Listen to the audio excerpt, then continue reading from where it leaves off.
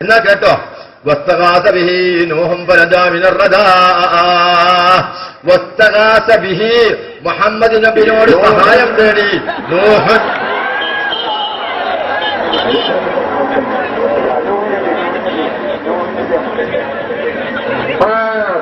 അദ്ദേഹം പറഞ്ഞ പോലെ തന്നെ എന്റെ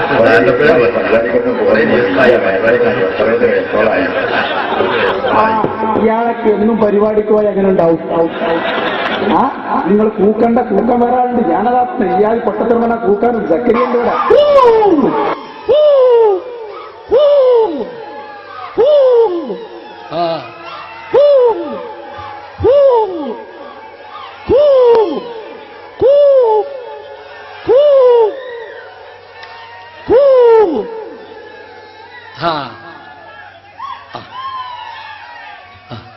കണ്ടില്ലേ? അതാണ് കണ്ടു അപ്പൊ മുജാഹിദ് രാജ്യത്ത് പോന്നാലേ നല്ലേ. അപ്പൊ ഞാൻ പറയുന്നു, പ്രിയപ്പെട്ട സഹോദരന്മാരെ, ഈ രൂപത്തിൽ ആരും ഇതൊരു സാംസ്കാരികമായി അവ പോകുന്നത് നിങ്ങൾ പറഞ്ഞതുകൊണ്ട് ഞാൻ പറഞ്ഞതാണ്. ഞങ്ങൾ അങ്ങനെ പിന്നെ കുറച്ച് ആൾക്കാർക്ക് പൈസ കൊടുത്ത് കൊണ്ടുപോയില്ലോ, അതൊന്നും ഞങ്ങളറിയാം. ആ ബാലുശ്ശേരി പറഞ്ഞ പൈസ കൊടുത്ത് കണ്ട് ഇല്ലാതാക്കുന്നത് ഇതൊക്കെ ഞാൻ പറഞ്ഞത് വെച്ചാല് ഇത് നിങ്ങളെ ഓരോ വിഷയത്തിൽ ക്രിസ്തുകളുടെ പടക്കം പൊട്ടിക്കൊണ്ടിരിക്കുകയാണ് തന്നെ പറയുന്നത്. അല്ല, ആ അണ്ണാക്ക് തള്ളി കൊടുക്കുക ഒരു 50,000 60,000, എന്നിട്ട് 1.5 മാസം മിണ്ടാണ്ട് തിരിക്കാൻ പറയാം. എന്നാൽ തന്നെ ഒരുപാട് മനുഷ്യന്മാർ രക്ഷപ്പെടും. എനിക്കൊരു പുതിയ പോളിസി, ഒരു പദ്ധതി ഉള്ളുണ്ടാവും. പള്ളിക്കൊക്കെ പൈസ പിരിക്കുന്നതിനേക്കാളും മുസ്ലിയാക്കന്മാർക്ക് വേണ്ടി നല്ലൊരു ഫണ്ട് റൈസ് ചെയ്യുക, ഒരു 50 കോടി ഉറുപ്പിയൊക്കെ. എന്നിട്ട് ഓരോ പള്ളിയിലെ മുസ്ലിയാക്കന്മാരോട് കുറച്ച് കാലത്തേക്ക് പ്രസംഗിക്കേണ്ട, പൈസയല്ലേ പ്രശ്നം, അതിതാ ഒരു 10 കോടി, ഒരു 5 കോടി, ഒരു 1 കോടി, അത് തീരുന്നവരെ അക്കാലയളവിൽ ഞങ്ങൾ വയലിറങ്ങോടാ. എന്നാൽ ആ കാലയളവ് കുറേ എണ്ണം സ്വർഗത്തിലേക്ക് നല്ല മനുഷ്യന്മാരായിട്ട് പോകും. ഇത് ഞാൻ വെറുതെ പറയല്ല. നിങ്ങളൊരു മുസ്ലിയാരെ സ്വകാര്യമായിട്ട് വിളിച്ചു ചോദിക്കുക, മുസ്ലിയാരെ നിങ്ങൾ ചെയ്യുന്ന അദ്ദാദ് റാത്തീബ് ഇതൊക്കെ തെറ്റല്ലേ, ജീവിക്കണ്ടേ എന്ന് ചോദിക്കുകയാണ്. നിങ്ങൾക്ക് എത്ര ശമ്പളം കിട്ടുന്നത്? 1500. നിങ്ങൾക്ക് എത്ര കിമ്പളോ? 15,000. പിന്നെ എങ്ങനെ കിമ്പളം ഒഴിവാക്കി ശമ്പളത്തിൽ മാത്രം നിൽക്കൂ? അതുകൊണ്ടാണ് ഞാൻ പറഞ്ഞത് 50,000 വീതം മാസം ഏറ്റവും പേരോടക്കമുള്ള ആളുകൾക്ക്, കുറച്ച് സ്ട്രോങ് ഉള്ള ആളുകൾക്കൊക്കെ നല്ല സംഖ്യ കൊടുക്കുക. എന്നിട്ട് നിങ്ങൾ അവിടെ ഇരുന്നോളി അറിയാം. എന്നാ തന്നെ ഈ സമുദായം ഞാൻ പറയുന്നത്, പ്രിയപ്പെട്ട സഹോദരന്മാരെ, ഇല്ല, ഞങ്ങൾക്ക് കോടി തന്നിട്ടൊന്നും ഞങ്ങൾ എല്ലാതാക്കാൻ കഴിയില്ല. പിന്നെ കിമ്പളത്തെ കിട്ടിയ കുറച്ച് ആൾക്കാർ നിങ്ങളൊപ്പം ബോധം ചെയ്തു, ഇനിയിപ്പോ അത് പറയേണ്ടതില്ല.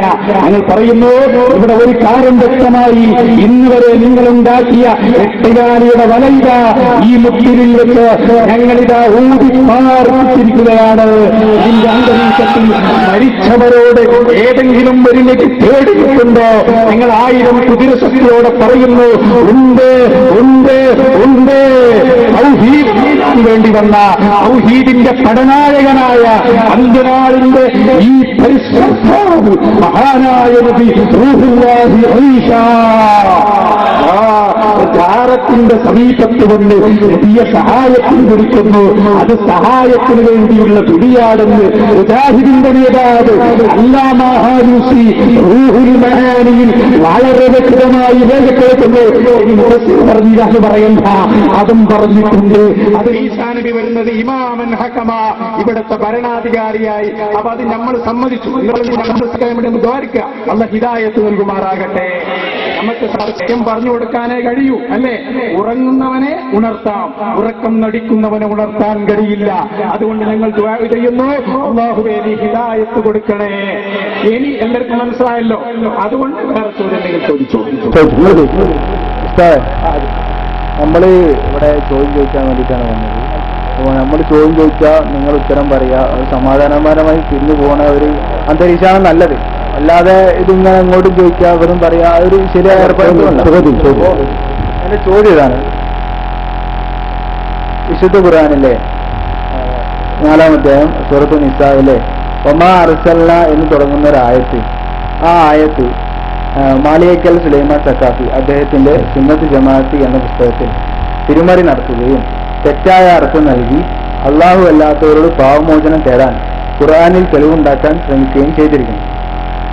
ആ ആയത്തിൽ റസൂലു എന്ന പദത്തിന് പകരം അവിടെ റസൂല എന്ന് ചേർക്കുകയും എന്നിട്ട് അതിന് തെറ്റായിക്കൊണ്ട് അള്ളാഹുവോടും റസൂലിനോടും പാവമോചനം തേടിയാൽ എന്ന അർത്ഥം കൊടുക്കുകയും ചെയ്തിരിക്കും. അതിന്റെ കോഴിക്കോട് വലിയ കാസി ആ ആയത്തിന് അർത്ഥം കൊടുക്കുന്നത് റസൂലു എന്നാണ് ആയത്ത്. റസൂലു എന്നാണ് ആ പദം ആ ഭാഗത്തിൽ അർത്ഥം വരുന്നത് അള്ളാഹുവിനോട് പൊറുക്കലിനെ തേടുകയും അള്ളാഹുവിന്റെ റസൂലും അവർക്ക് വേണ്ടി പൊറുക്കലിനെ തേടുകയും ചെയ്തിരുന്നെങ്കിൽ എന്നാണ്.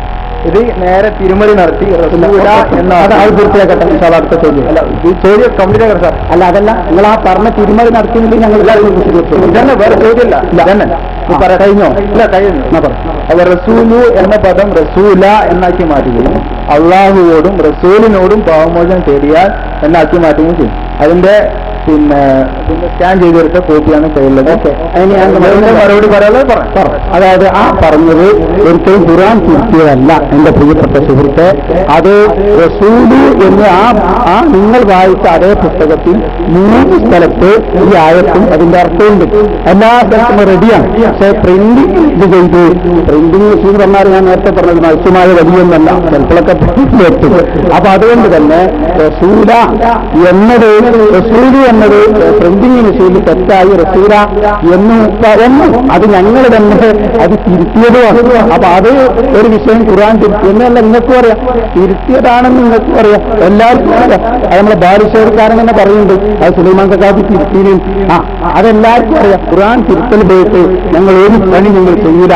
അള്ളാന്റെ ഖുർആൻ അങ്ങനെ തന്നെ തെറ്റുക ഞങ്ങൾ തിരുത്തും. തെറ്റ് പറഞ്ഞാൽ എങ്ങനെ അച്ചടി മെഷീൻ തെറ്റിയത് ഞങ്ങൾക്ക് തെറ്റിയതല്ല റസൂല.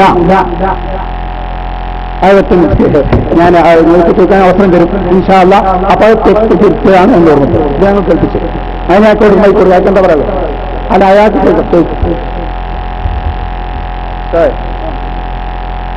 അതെ, ഇതിൽ യഥാർത്ഥത്തിൽ അച്ചടി പിശക് സംഭവിച്ചതല്ല. കാരണം റസൂല എന്ന് പദമാക്കി മാറ്റുകയും മാത്രമല്ല അതിന്റെ അർത്ഥം പോലും മാറ്റുകയും രണ്ടും ഒരുമിച്ച് അച്ചടി പിശക് സംഭവിക്കില്ലല്ലോ. റസൂല എന്ന് വന്നാൽ എന്തർത്ഥമാണ് വരിക, ആ അർത്ഥമാണ് അയാൾ ഇവിടെ കൊടുത്തത്. അള്ളാഹുവോടും റസൂലിനോടും പാവമോചനം തേടിയാൽ എന്നാണ് അദ്ദേഹം ഇവിടെ അർത്ഥം കൊടുത്തത്. പക്ഷെ ആ ഖുർആന്റെ ആയത്തിന്റെ അർത്ഥം അള്ളാഹുവിന്റെ റസൂലും അവർക്ക് വേണ്ടി പാവമോചനം ചെയ്യാന്നാണ്. അപ്പോ അർത്ഥവും രണ്ടും ഒരുമിച്ച് ഓക്കെ. അർത്ഥം എന്താ വിഷയം അറിയുന്നത്? അർത്ഥം ഞങ്ങൾ അതിന്റെ 3 സ്ഥലത്തും അതിന്റെ അർത്ഥം വിഷയമായി നിങ്ങൾ എഴുതിയിട്ടുണ്ട്. അതിൽ ഒരു സ്ഥലത്ത് റസൂലു എന്ന് എഴുതി അത് റസൂല എന്ന് എഴുതി തെറ്റായി വന്നതാണ്. അതിന്റെ അർത്ഥം ഞങ്ങൾ വിശദീകരിച്ചത് റസൂലിന്റെ അടുത്തേക്ക് അങ്ങനെ നബി സങ്കടം പറഞ്ഞു പോകും എന്ന് പറഞ്ഞ വാക്ക് അതിന്റെ ആശയം എന്ന് പറഞ്ഞാൽ അതിന്റെ വ്യാഖ്യാനമാണ് അവിടെ നിങ്ങൾ രേഖപ്പെടുത്തിയിട്ടുള്ളത്. ഒരു പുതിയ ആയത്തുണ്ടായിരുന്നു, അത് നമ്മൾ പറഞ്ഞ പോലെ തിരുത്തുകയും ചെയ്തിട്ടുണ്ട്. അതെന്തായി സുലൈമാൻ സഖാഫി പറഞ്ഞു തിരുത്തുകയും ചെയ്തു, ഇതെല്ലാവർക്കും അറിയാം. പിന്നെ 4 കൊല്ലം കഴിഞ്ഞിട്ടൊന്നല്ല തിരുത്തിയത്, അത് പിന്നെ നമ്മൾ തിരുത്തിയിട്ടുണ്ട്.